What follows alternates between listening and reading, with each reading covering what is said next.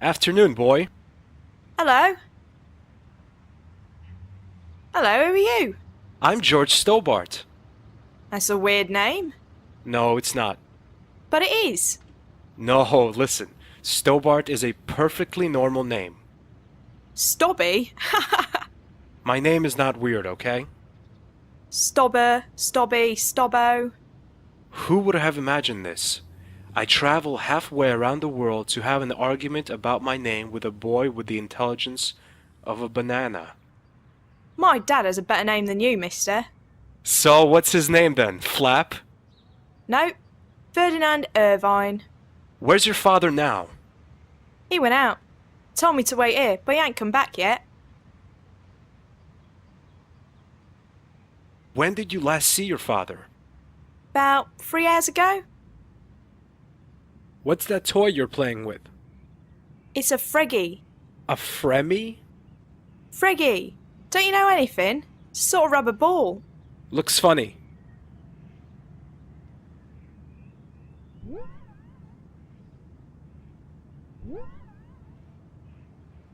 That's not a good idea.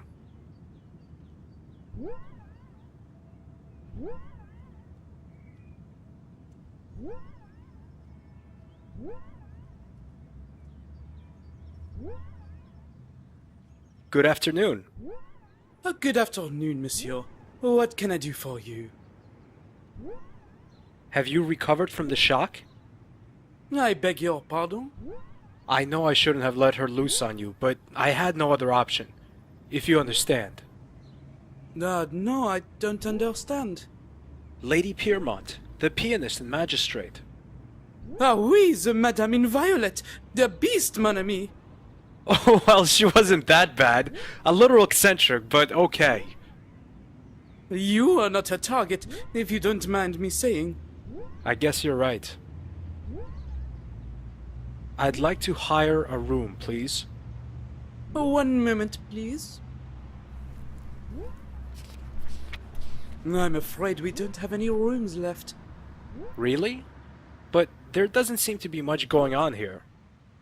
That might be your first impression, but come the evening, come the guests. This hotel will be busy then. Damn it. Pardon? Never mind, just thinking out loud.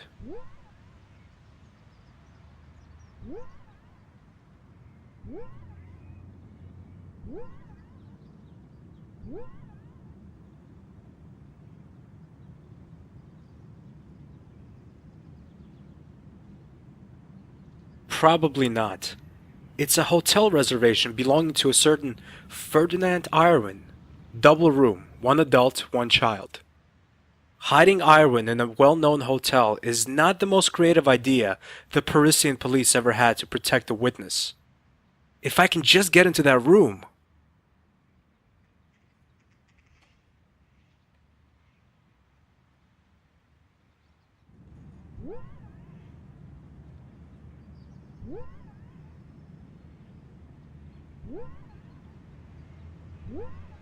Hi, me again. Hello, Stobby. Listen, would you like to play a little game? Oh yeah, a game. Freggy. Gets boring after a while. Here's the deal. We'll go to the receptionist together. Reptor... What? That man over there. Uh-huh. And there, we're gonna play father and son, alright? Sounds good.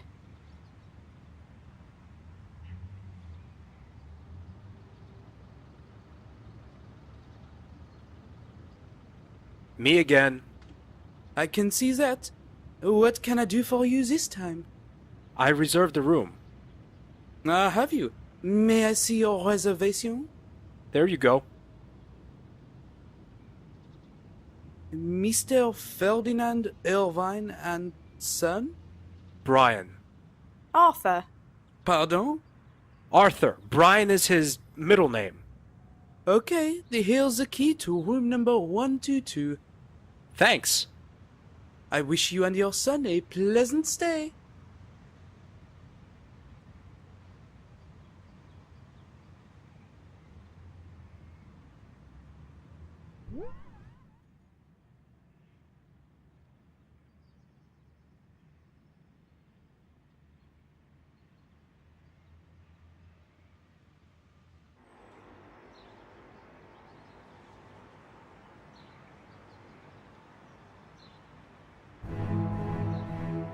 The first picture shows the assassination attempt on Mayor Lemire.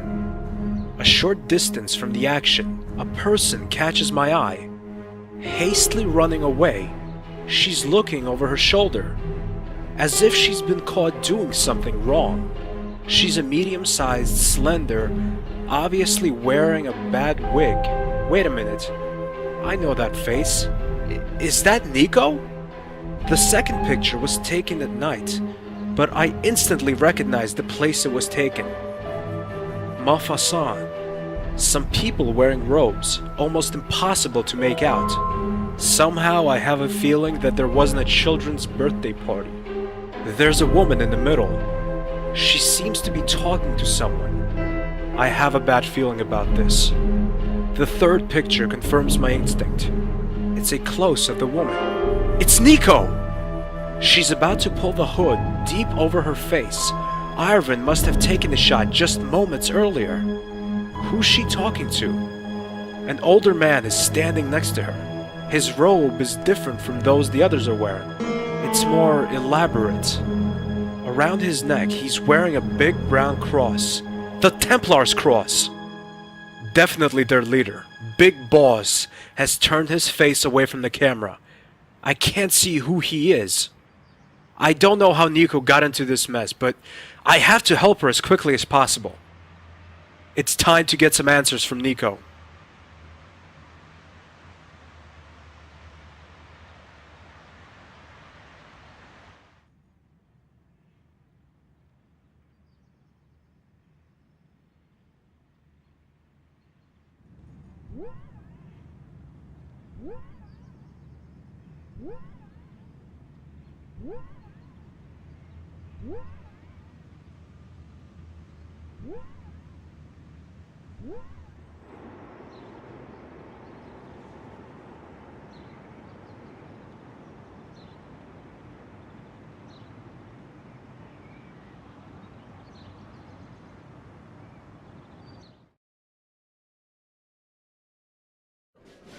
Wait a minute, what's this?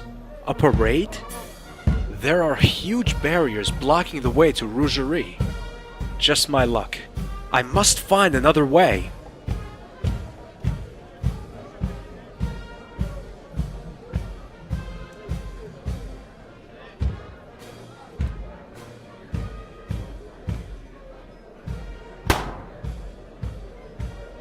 That balloon bursts like a bubble. I like it. The passers-by don't. They look at me even more grimly than that goat that time in Lochmarn. At least there's a passage now.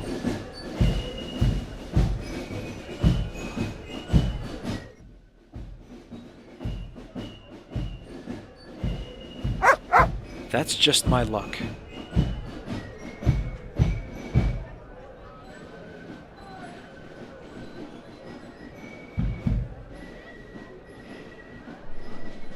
Yes, nice doggy.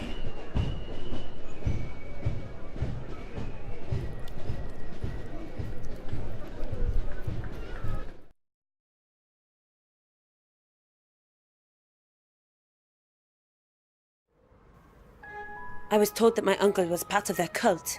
George, at the time, I had no idea that it was the Neo-Templars. I only wanted to help him. I infiltrated their order under the false name of Christine Wu to get my uncle out of there. But when I met him, there I was stunned. His eyes were just empty like a dead man's gaze. It was very disturbing. He seemed to have been drugged. But worse than that, he kept stammering the word gate. Do you know what he meant by that? No idea. It's possible that it was just the drugs. That would explain both his gaze and his stammering. Why was your uncle part of the Templars anyway? I guess he couldn't resist the temptation. Temptation? Yes, George. 2 million euro. Hey, on second thought, the Templars aren't such bad folks after all. But this talk about a gate worries me still. But that's probably a result of the drugs. True. It could be. But maybe it has something to do with the Templars' plans. You might be right. Where would you start your investigation? The only one who knew about my plan was a good friend of Andre. A good friend? Yes, a friend. Nothing more. What's his name? Jimmy McClough, an English historian, whose main field is the Templars. Why did you let him in? Because he could provide me with inside information about the Order. Have you met him in person? No, I avoided that. After all, it might have been a trap. We only exchanged emails. So he's never actually seen you or heard your voice? No, Do you think he might have given you away? it's possible. Maybe I should pay him a little visit. I don't think that's a good idea, George. The Templars are involved with everything. So why not with McClough? But we can't just sit and wait until the Templars get what they want. Who knows what they're up to this time? Where can I find this Jimmy McClough? He has a mansion in York, England. England, huh? I've never been there. And it means something if there's a place I've never been to. George, please stop bragging. But it's a fact. Where exactly can I find McClough? As I've said, I've never met him. But as Andre told me, Then we'll never find him. can't you forget your childish rivalry for 1 minute? Not for a second. Anyway, you should start at the York Library. McClough is a scholar, so he should be registered there. Maybe you can find his address in the personal file. Take a map at the airport. The library should be on there. Will do. I better be going. Wish me luck. Okay, George. Take care of yourself. I'll ring you as soon as the plane lands.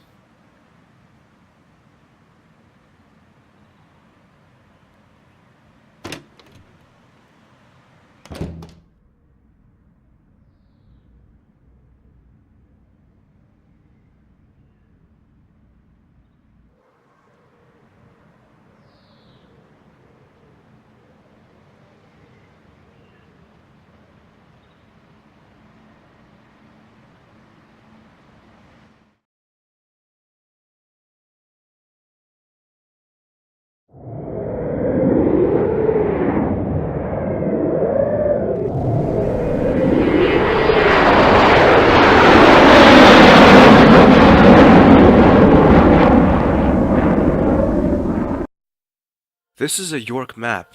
I'm over here. And the public library is over here.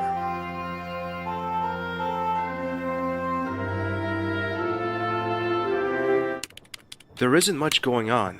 What's that hammering noise? As I turn my head toward the Victorian desk, I see the source of the insufferable noise. The librarian is torturing her keyboard. I hate computers. Might be connected to the fact that I'm not very computer literate.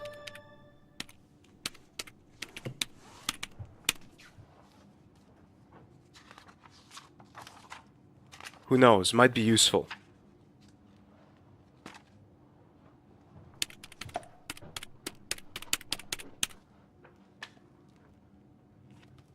Excuse me, ma'am. Yes, please? Do you know anything about the Templars? Only a little. They were a pop group that made quite a splash in the 60s, you know. The ones with the mop-top hairdos. I think the group you're talking about were the Beatles. The Templars are some sort of chivalric order whose descendants tried to take over the world recently. You don't believe me, do you? Not really, sir. There's not much going on today, is there? You're right. It's because Revolution Software is holding a public launch of their new computer game. It's called Broken Sword. Do you know it? I don't, and to be honest, it doesn't really sound that great. I don't think it'll be a success. In a few weeks, no one will be talking about it anymore. So, what are you writing there? None of your business. Sorry, I only asked. I was joking, sir. My late mum always told me be friendly and funny to all the people you meet. Yeah, very funny. Stop making fun of me. I'm sorry, I was just taking the mickey out of you. Stop it. Okay, I see. You're not a humorous person. Yes, I am. I can be extremely funny. Why did the blonde climb up a glass wall? There was someone outside the door who told me that joke. Don't you think that kind of joke is cruel?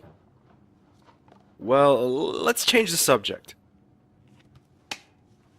I need some information about one of your members, Jimmy McLaugh. I'm afraid that's impossible. Why? Because I can't just hand out private information to a complete stranger. Data protection, you see. Sure, but I'm not a stranger, am I? Aren't you? Then you must be Michael Burns, the one Mr. McClough said was his best friend. Yes, I am. Funny, I made the name up. Damn it. Well, thanks anyway. Bye. Bye!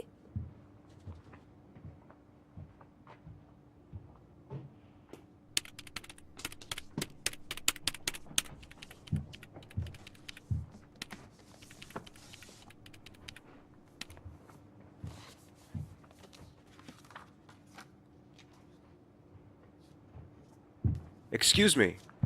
Yes? My name is Stobbart. George Stobbart. Ah, hi. My name's David. Hi, David. Does the word Templar ring any bells? Sorry, I don't know anything about that. I'm studying animal science, and it's nothing about animals, is it?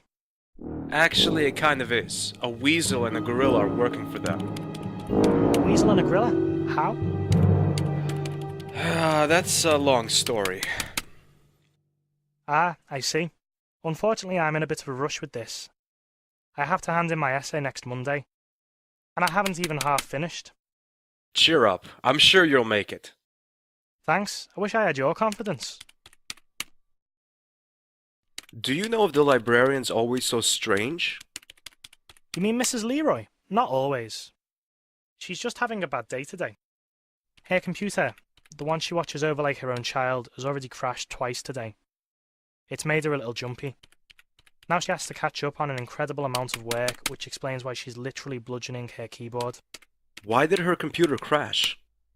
Because some electrical cable in the basement doesn't work properly. It takes at least an hour until that can be repaired.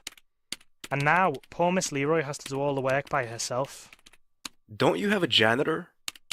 The caretaker is at a presentation, something about a computer game. I see. Listen, David, can you tell me where I find the fuse box in the basement? What do you want to do there? Things. Well, down the stairs, second door to the right, then left and down the corridor.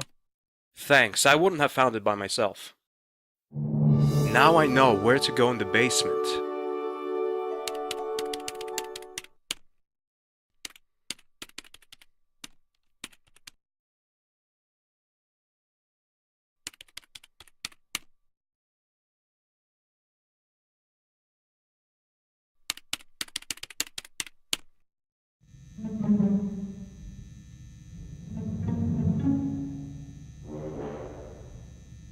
It says York United.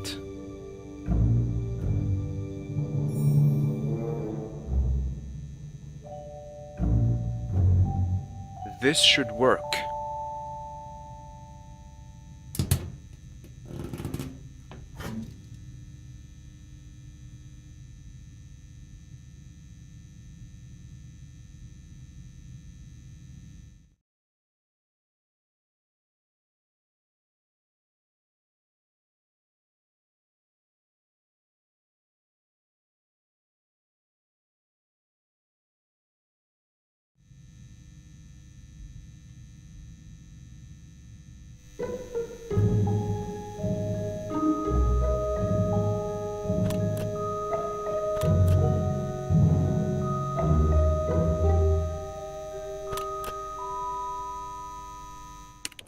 Mrs. Leroy leaves her desk.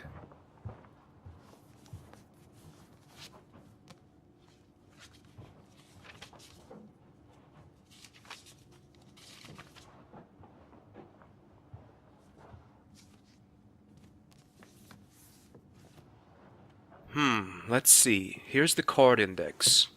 Manish, Marworth, McKinsley. Aha! There it is! McLaugh, Rangersfield Hall. Somehow, I have a bad feeling about this.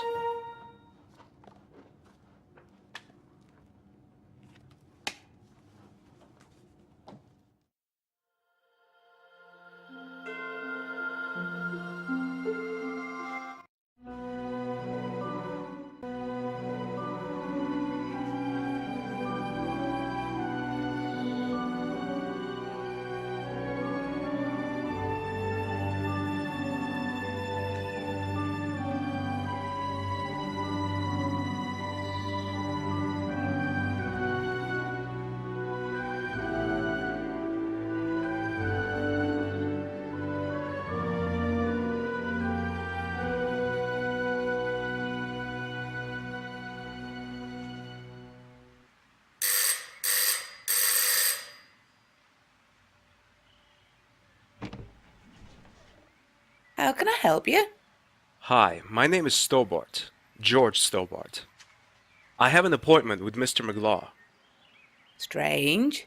He didn't tell me about it. Besides, he has a visitor right now. It's really important. Okay, come in, I'll show you the way. Thanks. Mr. McLough's room is at the end of the northwest passage. It must be cold up there in the Arctic region. Thanks very much.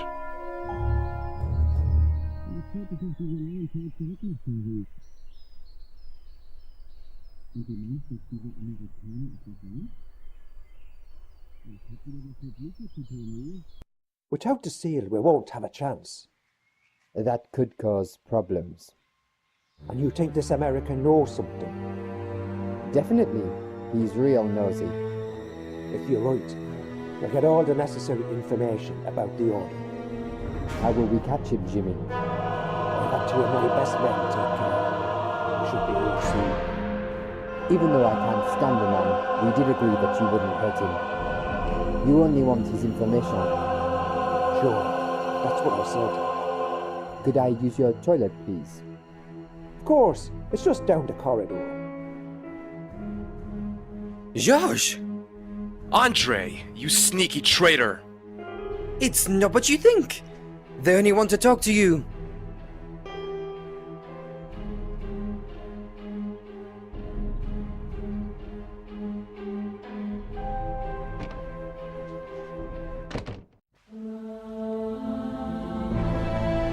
Oh no!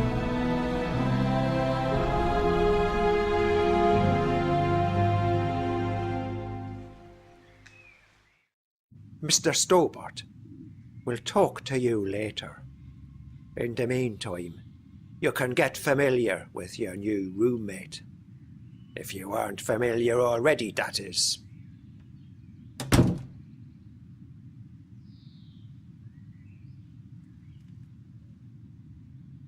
Who are you? Ah! You seem surprised, Mr. Stobbart. How did you... You're not the only one who can play tricks. But I saw you lying dead on the floor of the train compartment. Immediately before I got on the train to Bannockburn, I put on a bulletproof vest. After all, unlike you, I knew what was ahead of us and who we would encounter along the way. A blood cartridge was an incredibly useful means to feign my own death. And how did you escape? That's a very long story.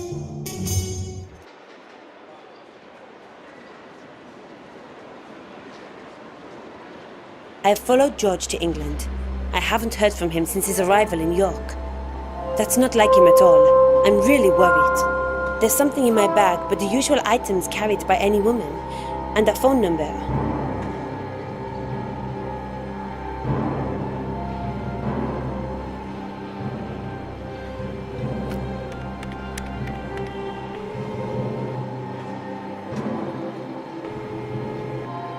Jimmy McClough? Who is speaking, please? My name is Nicole Collard. I'm a TV journalist with the French channel Canal 1. We were thinking about airing an extensive portrait of you, which would include an interview. After all, you're one of the most renowned historians of our time. It sounds really tempting. but I think I'm going to have to turn you down. That would be a great pity. We're one of the most successful channels in Europe. Our ratings are very high, which would guarantee that your portrait would find a great audience. You would be able to tell generations of people about your views on some of the most historic events. I mean, you're one of the very few allowed to oversee the preparations for the first moon landing. You were able to follow Armstrong, Aldrin, and the others during their training for the mission. It would be a shame if the public were denied these unique insights. I must admit that you've done your research well. Thanks. Under the circumstances, I'd be happy to meet you here at my house sometime. This may sound a little forward, but how about conducting the interview today? Today, you TV people move awfully quickly, don't you? That's our trademark. Very well then. I'll be at my house at 2 o'clock. For reasons of security, I can't tell you my address over the phone. But you can meet me secretary at the History Museum. She's leading a tour for a group of children there. I'll phone her and tell her you're coming. She'll bring you here. I'm sorry that I have to make it this complicated, but there really is no other way. There have been attempts to assassinate me. It seems as if I don't only have friends. I'll wait for you till 2 o'clock. That's in 20 minutes. If you're not there by that time, we'll have to postpone our meeting by about 3 weeks. Because I'm going on a 3-week business trip today. Attention, ladies and gentlemen. My name is Derek Stevenson. I'm with the York Police Force. There has recently been an unpleasant increase in theft of luggage at this airport. That's why we are carrying out a routine search. Please stay calm, there's no need to panic. But apart from the airport staff, nobody will be permitted to leave the premises while the search is underway. This should take no longer than 40 minutes. My colleague will give you all further instructions. We apologise for the inconvenience and thank you for your patience. Damn, I have to be at McClough's house in 20 minutes.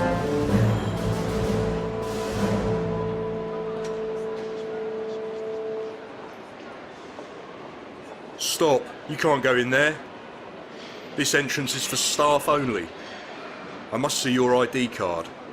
Well, I left it inside the room. May I fetch it?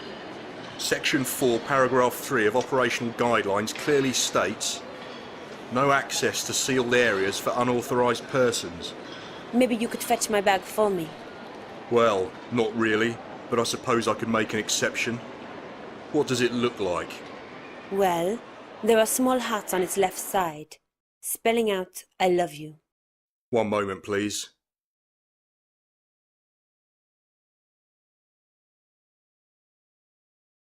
I'm afraid your bag is not in this room. And you really can't let me in? Section 4, paragraph 3 of... Okay, I understand. Have a nice day.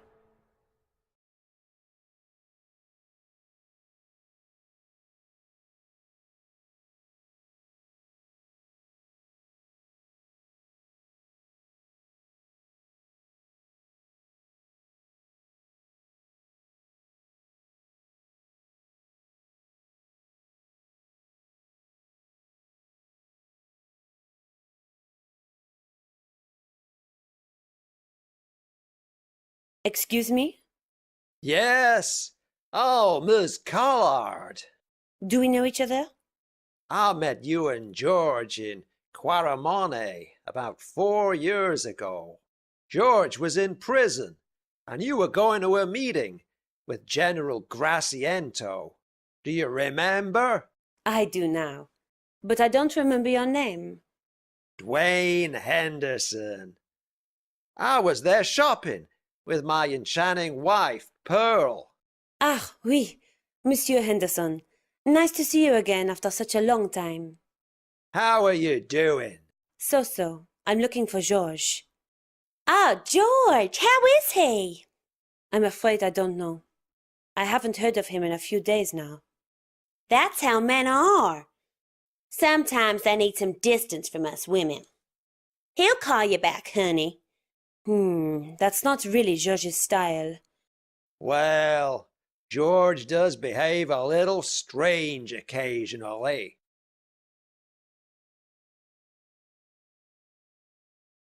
What brings you to York? Pearl and I are here on a stopover, on our way to Morocco. We want to have a look at some old ruins there. And as we're there anyway, we'd like to do a little shopping tour. Here in York, we've already seen the traditional happiness fair. You travelled all this way to see a fair? It's not just some fair. It's possibly the most important invention in entertainment in living memory. Apart from the TV, maybe. Besides, the second biggest wheel in the world is here in York. When we arrived, it was closed for repairs. I'm sorry? There's no need. We went on the water roller coaster twice instead. Whee, that was fun. Especially when you kept screaming into my ear all the time. Don't be so prickly, Bumblebee. Oh, Bumblebee. May I ask you how long you and George have known each other? Since we met in Syria. That was in 1994, I believe. 1996. In 94, we visited my grandparents in Canada. Oh, yes. Terribly boring there. And all those strangely dressed policemen. Mounties. What? Those policemen you're talking about are called Mounties. Whatever. Those Mounties were constantly watching us and kept inquiring. Life isn't easy in Canada for an American tourist. Those Mounties were just being nice and polite. I don't think it's nice and polite to ask how I'm doing and where I'm going 3 times in a row. That's intrusive. That's what it is. If you say so, honey. It's really interesting to listen to you, but unfortunately, I haven't got much time. Have you ever heard of a historian called Jimmy McClough? Oh yes, we were in his museum. The History Museum. That's the one, you know it? Not really, but I have an appointment with his secretary. After that, I'm going to meet Mr. McClough in person. You are going to meet Mr. McClough? The Jimmy McClough? Yes, in about 20 minutes. If I don't make it in time, I'll miss my chance and I'll have to wait 3 weeks. But with this search going on, I can't get out of the building. That's a disaster. You don't get to meet Jimmy McClough every day. If we can help you in any way, just let us know. Okay, thanks. What makes this fair so special? It's simplicity. There aren't so many attractions there. But these few are just marvelous. Well, I've never been a fan of fairs. You're missing out. You didn't by any chance see George at the fair, did you? No, I don't think so. Did we, Dwayne? Don't think so. Sorry. Well, thanks anyway. Could you do me a favor? Yes? Could you somehow distract that watchman over there?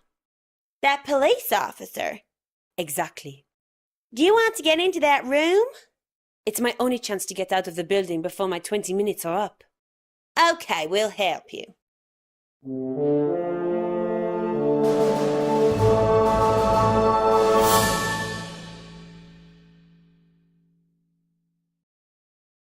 Excuse me, sir.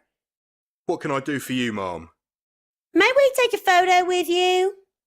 You don't see a real British policeman every day. Especially when you come from America. It's an honour, Ma'am. But you know, we have a policy. To hell with your policy.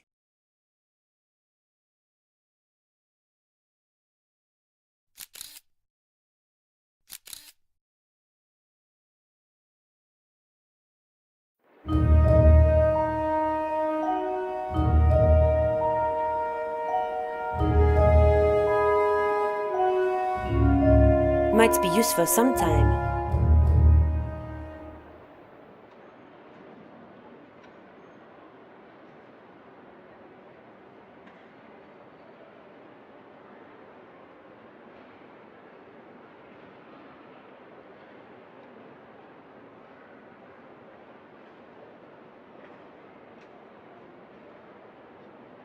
The uniform appears to be my size.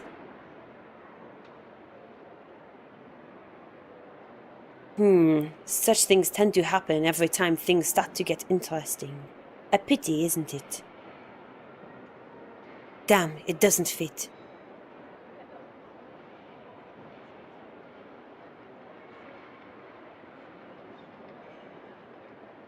Someone's staff uniform is hanging there.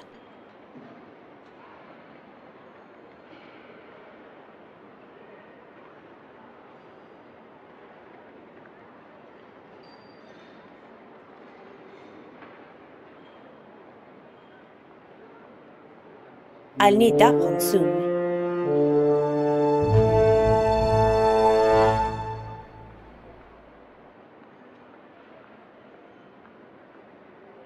Damn, the watchman must have locked the door.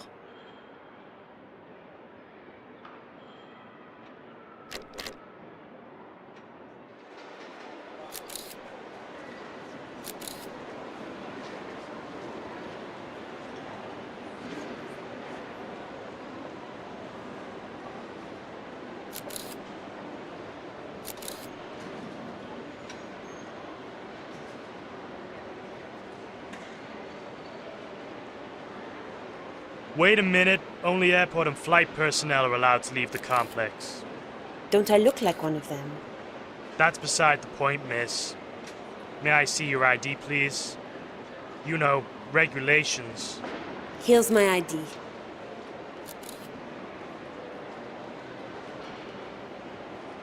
Is that really you in the photograph?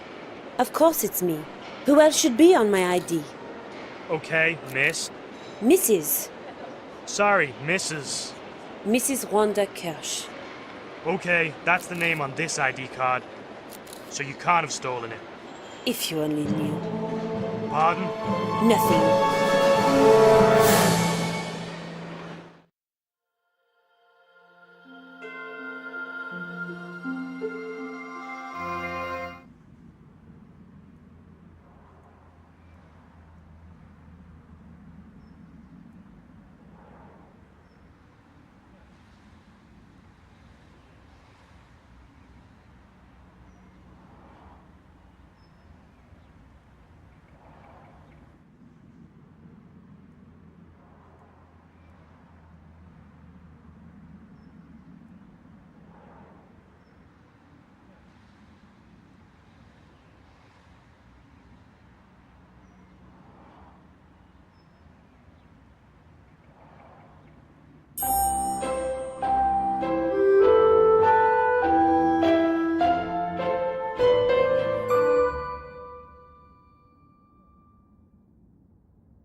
Are you Mr. McClough's assistant?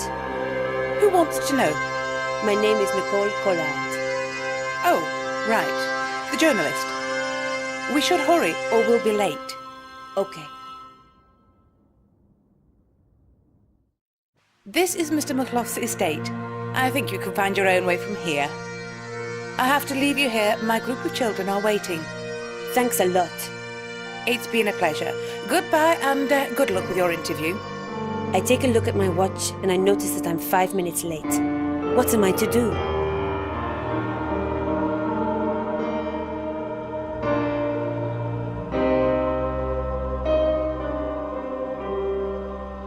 I might need it later.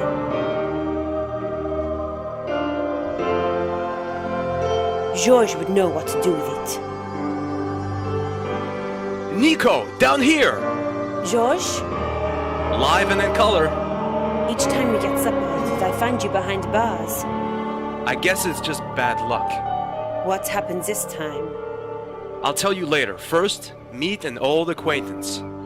Mademoiselle Collard, good to see you again. You evil, deceitful idiot! I thought you were dead! Nico, calm down and get us out of here first. Us? You don't expect me to get this murder out of here, do you? Yes, I do. Come on, I'll explain everything later.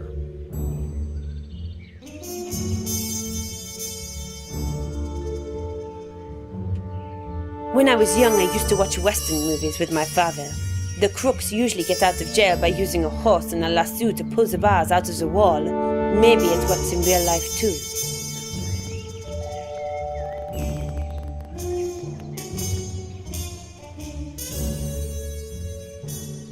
this could work.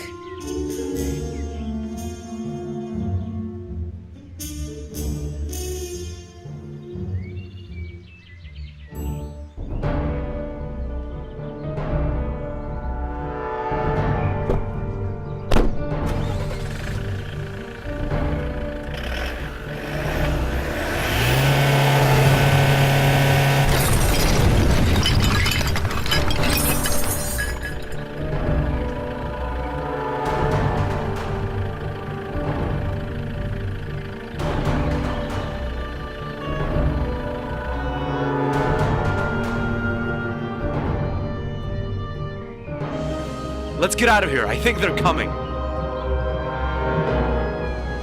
Very well, Khan. How were you able to survive the attack? Out with it. You know, my father was a very popular illusionist. Night after night, he'd fill concert tents. The audience loved him. Shortly before he died, he taught me his most important tricks. I learned to disguise and to hoodwink other people, trick them. And it obviously worked. And why did you do that? Instead of pretending to be dead, you could have helped us back in Bannockburn. You might have been extremely helpful. You made it without me. We did, but mainly thanks to a huge pile of luck and an equally huge pile of plastic explosives. And because of that idiot Guido, he really tried to blow out the fire with his mouth. I wouldn't have been too helpful anyway. Why not? I lied to you in the train. We weren't on the same side all along. I was a professional killer, a mercenary who risked his life for money. I don't understand. I knew the Templars before the incidents in Paris, Bannockburn or Syria. But not because I used to pay much attention in history class. I was simply hired by them. You worked for the Templars? That's exactly what I'm saying. $100,000 were a good reason to start working for the Neo-Templars. My first job was killing a politician in Japan. Then I came to Paris. That was the Plantade job. And why the hell did you try to kill George? Yes, why did you try to kill me? He was just an unpleasant witness, that's all. However, I did become curious myself at some stage, so I started making inquiries. I read everything about the Templars I could get hold of, everything about their past. Old newspapers, articles, medieval documents, journals, simply everything. Naturally, the Templars didn't like that, so I was put on their blacklist myself. And that's what caused me to act against them. A hitman seized with remorse. I don't believe it. As stupid as it might sound, but even killers have a soul, Monsieur Stobbart. I decided to take your side and help you. But you didn't. You still tried to kill me. Wrong. I was never intending to kill you. Didn't you? Have you forgotten our little meeting in Syria? I haven't. That was an I don't know how many feet jump I had to do. As I said, I'm quite good at pretending my gun was loaded with blank ammunition. What? You're telling me I risked my life jumping down there because you threatened me with blank ammunition? It must have been an incredible experience. You said you wouldn't have been able to help us. Why? Very simple. I broke my leg when I fell off the train. What did you do in Jimmy McClough's house? That's a little complicated to explain. Only this much. The Templars still exist.